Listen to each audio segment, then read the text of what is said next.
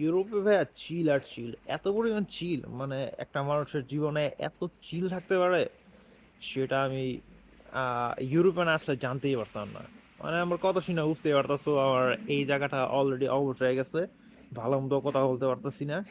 তো যাই হোক, চিলের আরেকটা ইন্টারেস্টিং জিনিস তোমাদেরকে আমি দেখাই।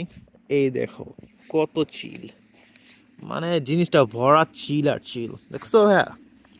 মানে পরিপূর্ণ চিল এটার মধ্যে পড়ে আছে, এত পরিমাণ চিল আছে এটার মধ্যে।